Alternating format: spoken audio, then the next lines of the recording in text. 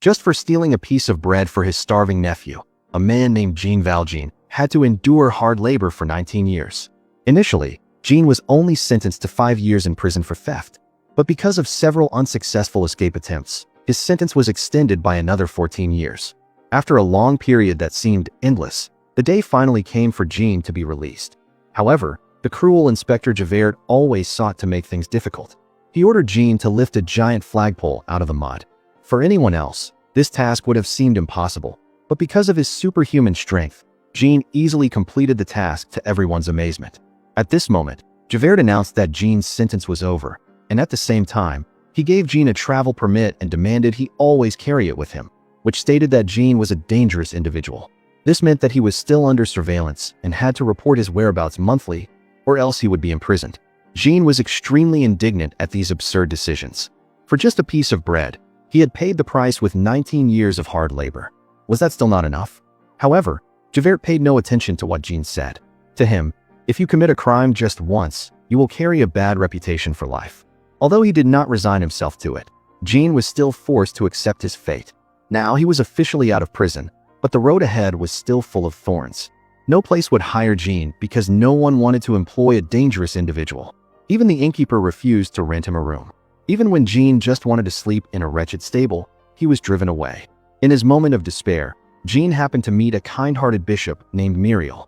Not only did the bishop invite Jean for dinner, but he also arranged a place for him to rest. Despite being treated with great kindness, that night, Jean did something no one could have expected. While Bishop Misérable and the others were sound asleep, Jean took the silverware and fled into the night.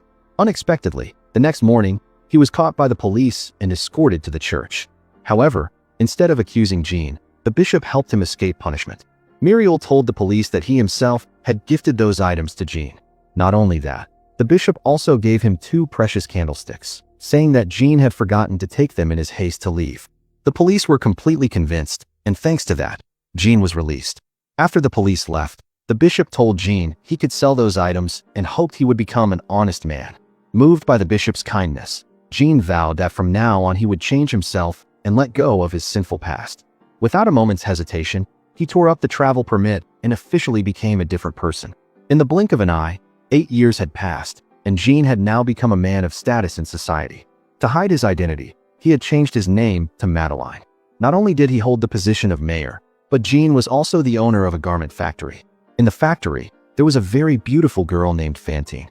But because of that beauty, she was often harassed by the foreman. Not wanting to lose her job, Fantine could only endure it patiently.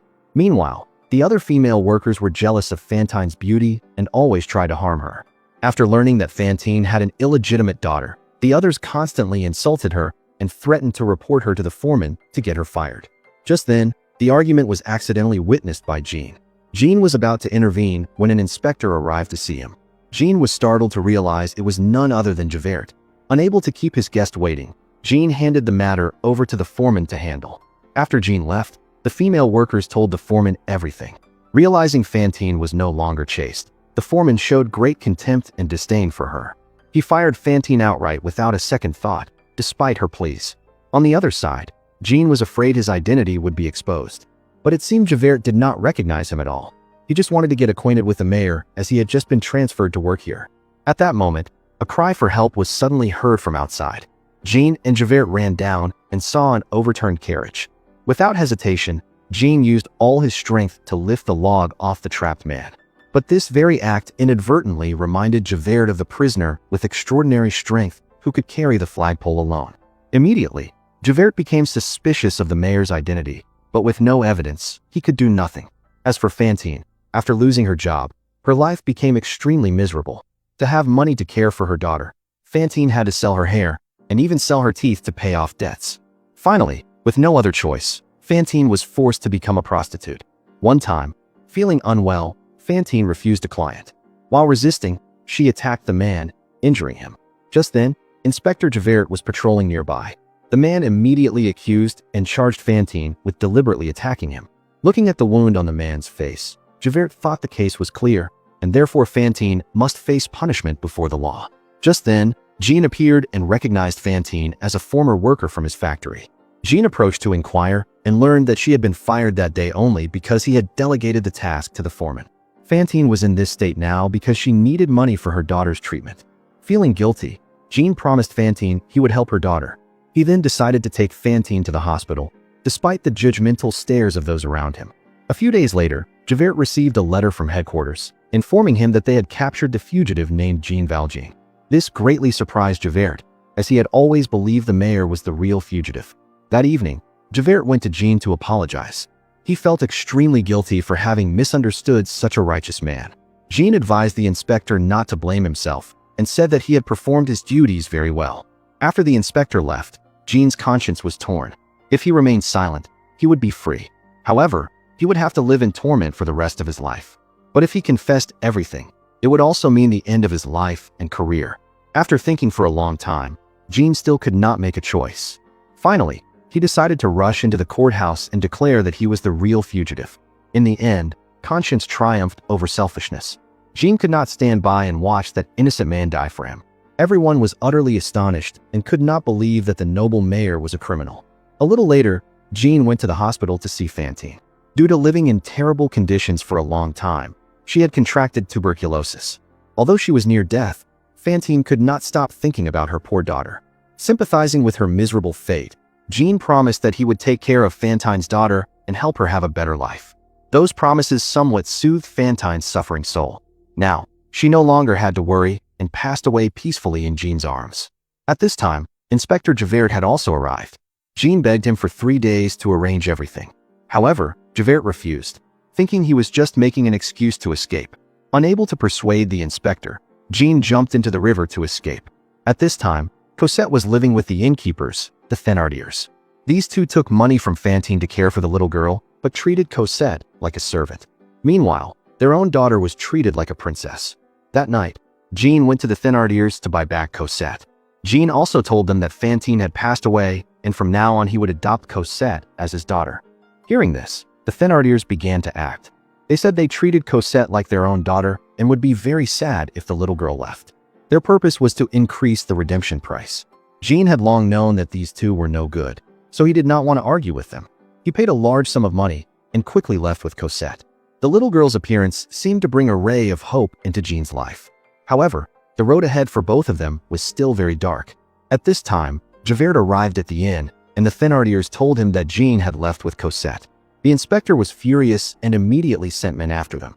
A little later, Javert and his soldiers caught up with Jean's carriage. Sensing danger, Jean led Cosette to flee. However, Javert and his soldiers continued to pursue, and the two were cornered. Thanks to a rope, the two were lucky enough to climb over the wall and reach a convent. Here, Jean met the man he had saved before. To repay the kindness, the man arranged for Jean and his daughter a place to stay right at the convent. From then on, the two lived in anonymity, escaping the pursuit of the inspector. Javert was furious for letting the criminal escape once again. In the name of justice, he swore that at all costs he must capture Jean to bring him to justice. In the blink of an eye, 9 years had passed. On a street in the capital of Paris, an organization for the poor workers was spreading their ideas. This organization was led by progressive-minded students. Among them was a young man named Marius. Although born into a wealthy aristocratic family, Marius had ignored his family's objections and devoted himself to the organization. Meanwhile, the little girl Cosette from years ago had now become a young woman with a beauty that moved hearts. From their very first meeting, Cosette and Marius fell in love, although they did not yet know each other's names. Among those who secretly loved Marius was a girl named Eponine. She was none other than the daughter of the innkeepers. Due to years of unprincipled and dishonest practices, their family had now become homeless. Fate arranged for the Thénardiers to accidentally meet father and daughter Cosette again in the midst of the bustling crowd. The wife recognized Jean and screamed incessantly, demanding he pay more redemption money. Just then, Inspector Javert appeared again and was approaching them. Recognizing the inspector, Jean, fearing discovery, immediately led his daughter away. At this moment, Eponine also recognized Cosette and was surprised by the changes. Noticing that the two seemed to know each other, Marius asked Eponine to help him find Cosette's address. Unable to refuse the one she secretly loved, Eponine agreed to help. That evening, Marius and the other students received news that General Lamarck had passed away. He was the only general who sided with the poor working people, so he was much loved. After some discussion, the student group decided to turn the people's grief into revolutionary strength. They would use General Lamarck's funeral the next morning to launch an uprising. A little later, Eponine came to Marius to take him to Cosette's house. Since returning home, Cosette could not stop thinking about the image of the student she had fallen for. Cosette also wondered why she and her father had always had to hide. However, when Cosette wanted to know the reason, her father always avoided it and did not want to talk about it. She had grown up and wanted a stable home, but everything seemed too far away. Feeling a little sad, Cosette went out for a walk. Just then, Marius had also found his way there. The two introduced themselves and constantly exchanged sweet words. Witnessing the man she loved laughing happily with another girl made Eponine very sad, but there was nothing she could do. The conversation was suddenly interrupted when Jean unexpectedly approached. He ordered Cosette to go back inside. After Marius left, Thénardier and his cronies arrived. They intended to sneak into Jean's house to steal, but Eponine stopped her father from doing so. She screamed, causing the whole gang of scoundrels to flee in fear. Thinking that Javert had found them, Jean immediately packed their things and told Cosette that they would be leaving for England. Before leaving, Cosette left a letter for Marius. However, Eponine was the one who got that letter. After learning that the one he loved had moved away without a word, Marius was extremely hurt and desperate. But in the end, he still chose to stand shoulder to shoulder with his comrades. The next morning, as the funeral procession passed through the square, Marius and his comrades climbed onto the general's hearse and raised the banner of resistance. The surrounding people also flocked to join them. At this time, the army was also advancing to quell the riot. A soldier accidentally shot and killed an elderly woman, and a riot immediately broke out. The people were extremely angry and simultaneously threw things onto the street to block the army's advance. However, due to the great disparity in forces, the rebel group was suppressed and pushed back into the narrow alleys. That night, Javert disguised himself and infiltrated the ranks of the rebel group.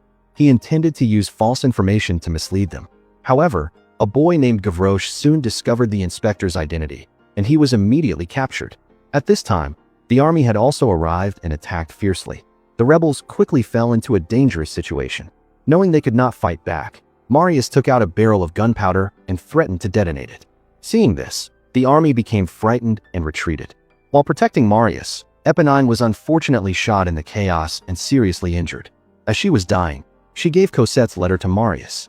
Finally, Eponine passed away in the arms of the man she loved. Thanks to the letter, Marius learned Cosette's current address. He immediately wrote a letter and had someone deliver it there. After reading the letter, Jean realized that his daughter and the student had fallen in love. Fearing Cosette would suffer if Marius died, Jean took immediate action. He disguised himself as a soldier to get through the siege and then went to meet the revolutionary soldiers. Just then, some enemies were hiding up high, planning a sneak attack. Fortunately, Jean spotted them in time and shot them down. Noticing Javert was tied up in a corner, Jean said to let him handle the inspector, and the others agreed. After leading Javert to a deserted place, Jean cut the ropes and let him go. Javert was completely surprised because he thought Jean would take revenge. However, things were not as he thought. Jean had never blamed the inspector because, to him, Javert was just doing his job. The next morning, the army continued to surround and attack. The commander gave the rebels a chance to surrender, but they still decided to take up arms and fight. The army commander immediately ordered the cannons to fire, and the soldiers began to advance. Despite trying to resist, the barricade was finally destroyed, forcing the student group to flee. The army charged forward, and the revolutionary soldiers fell one by one. Finally, the student group was cornered. Even so, before they died, they still held high the flag of resistance. In the chaos, Jean found Marius seriously injured and unconscious. He saved the young man, and they both escaped into a sewer. On the other side, Javert found the body of the boy Gavroche, who had died heroically. He could not hold back his emotions, so he took off his medal and placed it on the boy's body. Suddenly, Javert heard a sound coming from the nearby sewer. At this moment, Jean was looking for an exit when he accidentally ran into the innkeeper, who was also there. Thénardier took Marius's gold ring in exchange for showing them the way out. A little later, Jean and Marius got out, but Javert was waiting there. Jean asked for an hour to take Marius to the hospital, but the inspector refused. Javert threatened that if Jean dared to take another step, he would shoot. But in the end, he could not bring himself to do it and just stood there watching Jean and Marius leave. At this moment, Javert seemed to have lost faith in his own ideals. He had betrayed the law and betrayed justice. It turned out that the absolute justice he had always been proud of suddenly became meaningless before a criminal who possessed altruism. Facing this upside-down world, Javert could not bear it anymore. Finally, the inspector threw himself into the Seine River, ending his own life. The next morning, Marius woke up and could walk on his own. The young man was extremely pained to realize that all his comrades had fallen and he was the only survivor. Marius was reunited with his love, and Cosette was like a ray of light helping the young man overcome the dark night. Although Javert was dead, Jean's sentence remained. He realized that Cosette had found happiness and decided to leave so as not to affect his daughter. Jean told Marius everything and asked him to keep it a secret. Sometime later, the young couple held their wedding. The Thénardiers disguised themselves as guests and snuck into the party to steal. Marius discovered them and asked them to leave. Suddenly, Marius saw the gold ring on Thénardier's hand and wanted to know where he got it. Thénardier said he took it when he accidentally found Jean and Marius hiding in the sewer. It was only then that Marius realized Cosette's father was the one who had saved his life. Thénardier also said he had seen Jean living at a convent. Immediately, Marius and Cosette set off for there. When they arrived, Jean was already near death. He gave his daughter a letter, in which he recounted his entire life. Cosette and Marius were deeply moved by the love and sacrifice their father had shown for them. Now, all of Jean's wishes were fulfilled, and he passed away peacefully in the arms of his two children. Finally, Jean was reunited with the kind-hearted bishop and the female factory worker. One had saved his soul, and one had given him hope to live. Today's story ends here. Thank you for watching. What do you think of this movie? Please comment below.